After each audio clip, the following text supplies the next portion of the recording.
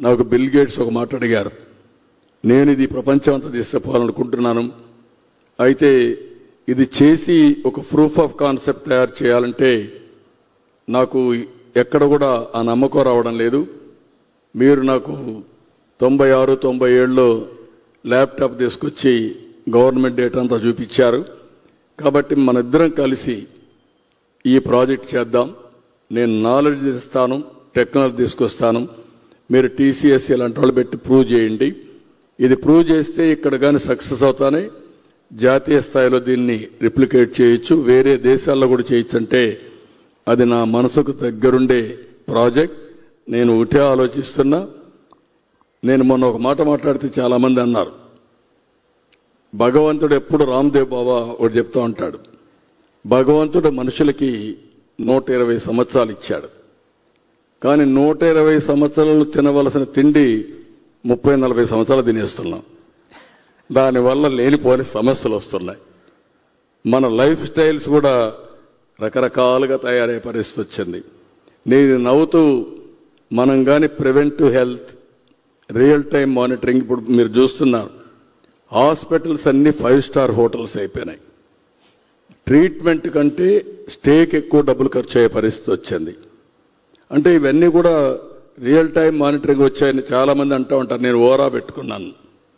ఈ రింగ్ చూస్తే తెల్లవారితో నిద్ర లేస్తానే నా స్లీప్ స్కోర్, నా బీపీఎం, లేకపోతే నా రెడీనెస్ ఇవన్నీ ఉంటాయి. డల్గా ఉంటే ఇంకొక అర్ధగంట ఎక్కువ నిద్రపోతా, లేకుంటే కరెక్ట్గా వేసి ఎక్సర్సైజ్కి పోతాను. అంటే ఈరోజు వేరబుల్స్ ఎంతవరకు వచ్చాయంటే ఒక ప్రెగ్నెంట్ లేడీని ఎప్పుడు హాస్పిటల్కి పిలిపించాలనో అదే సమయంలో పిలిపించాడుగా. ఆవిడికి రేపు రాబోయే రోజుల్లో బీపీ ఉన్నా లేకుంటే డయాబెటీస్ ఉన్నా రియల్ టైం మానిటర్ చేసే పరిస్థితికి వస్తుంది. అంబులెన్సెస్ ఉన్నాయి, నేరుగా పోయి హాఫ్ అన్ అవర్ ముందు హాస్పిటల్ తీసుకొచ్చే పరిస్థితి వస్తుంది. పక్క రూమ్లో పేషెంట్ని పెట్టి ఇంటెన్సివ్ కేర్లో ఎట్లా మానిటర్ చేస్తున్నామో భవిష్యత్తులో ఇంటి దగ్గరుండే పేషెంట్ కూడా మనం మానిటర్ చేసే పరిస్థితి వస్తుంది. ఇలాంటివన్నీ కూడా సాధ్యం అవుతున్నాయంటే మళ్ళా టెక్నాలజీ ఒక గేమ్ చేంజర్. ఊహించని టెక్నాలజీ ఈరోజు వచ్చింది. ఈ విషయం మనందరం గుర్తుపెట్టుకోవాల్సిన అవసరం ఉంది. సార్, ఇప్పుడు ఆ సంజీవని అంటే మొత్తం హెల్త్ ఇన్ఫర్మేషన్ని స్టోర్ చేసి దాన్ని రాష్ట్రంలో ఉండే ప్రతి ఒక్క వ్యక్తికి, లేకపోతే తర్వాత దేశంలో ఉండే ప్రతి ఒక్క వ్యక్తికి మొత్తంగా బాడీ స్కానింగ్ చేసినట్టు తెలుసుకోవడానికి ఏ ప్రాబ్లమ్స్ ఉన్నాయో రావచ్చు అనేది అని కూడా కాదు. బేసిక్ టెస్ట్లు అయిపోయిన తర్వాత వల్నరబుల్ పేషెంట్స్ ఉంటే 3 నెలలకు ఒకసారి బ్లడ్ టెస్ట్ చేసి ఒక 30 to 40 పారామీటర్స్ టెస్టులు చేస్తూ దాన్ని బేస్ చేసుకొని ట్రీట్మెంట్ ఇవ్వడం. మెడిసిన్స్ కానీ, ఫుడ్ కానీ, ప్రిస్క్రిప్షన్ కానీ రియల్ టైం మానిటర్ చేయడం. That type of track record, me health record అంతా ఉంటుంది.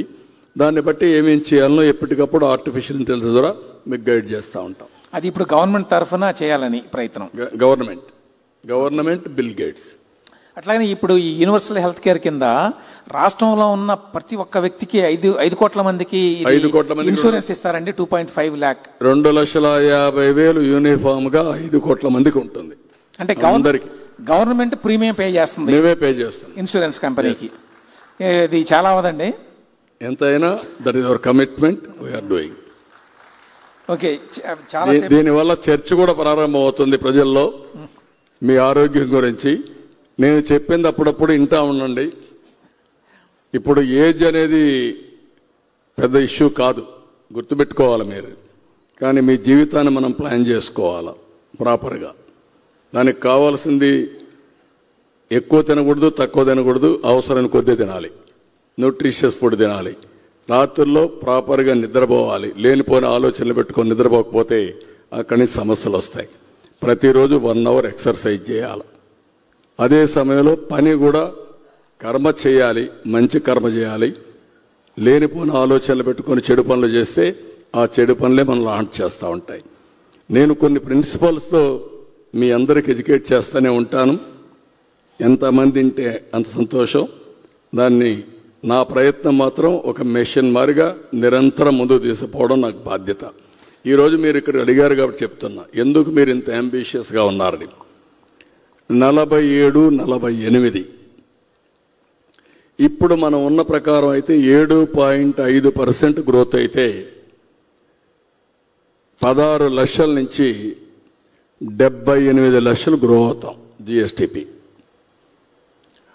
అంటే పర్ క్యాపిటల్ ఇన్కమ్ 13 లక్షలు అవుతుంది. ఇంకొక పక్కన 12.5% అయితే 78 నుంచి 214 లక్షల కోట్ల జిఎస్టిపి వస్తుంది. దానివల్ల పర్ క్యాపిటల్ ఇన్కమ్ 35 లక్షలు అవుతుంది. అదే కానీ 15% గ్రో అయితే 347 లక్షల కోట్ల రూపాయలు జిఎస్టిపి వస్తుంది. వాళ్ళ ఆదాయం 58 లక్షలు అవుతుంది. 13 లక్షలు రాబోయే రోజుల్లో డబుల్ గ్రోత్ అయితే 58 లక్షలు. అంటే ఎన్ని రెట్లు ఎక్కువ ఆలోచించుకోండి. దగ్గర 4 రెట్లు 4.5 రెట్లు ఎక్కువ వస్తుంది. That is the difference. అందుకనే ఆలోచన విధానం దాన్ని అమలు చేయడం కోసం ఆలోచిస్తున్నాం.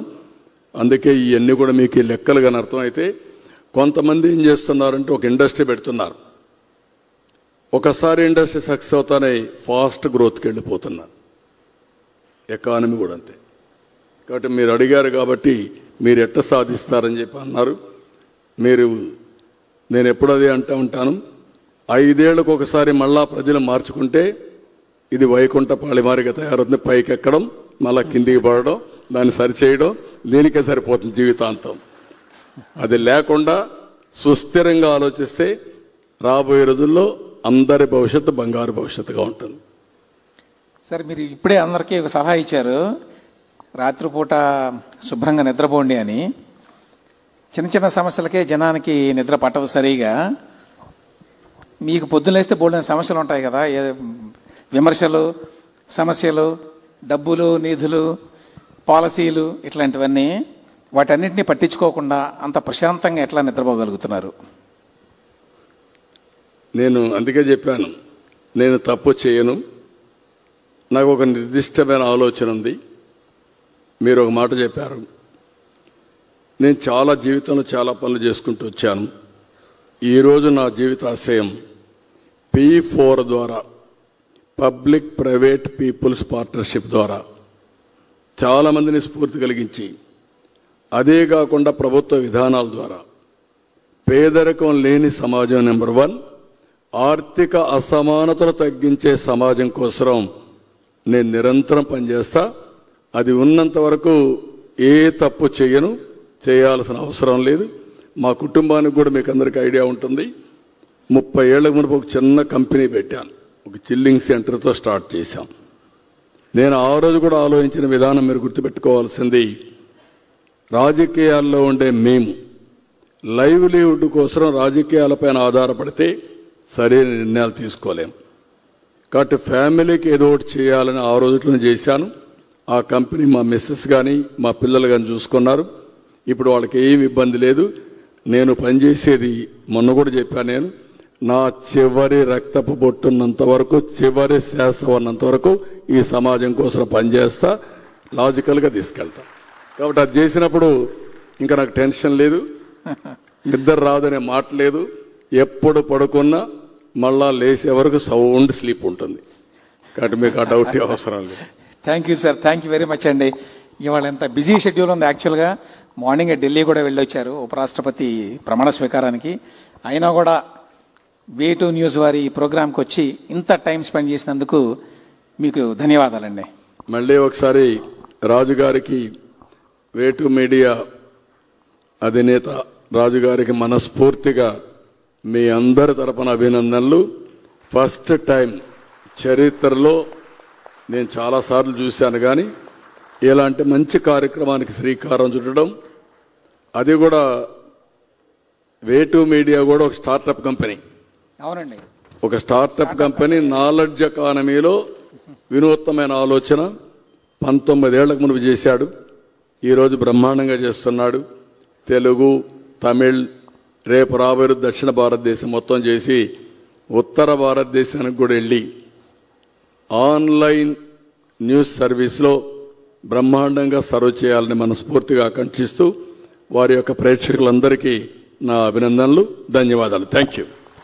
Thank you very much sir. Raju గారిని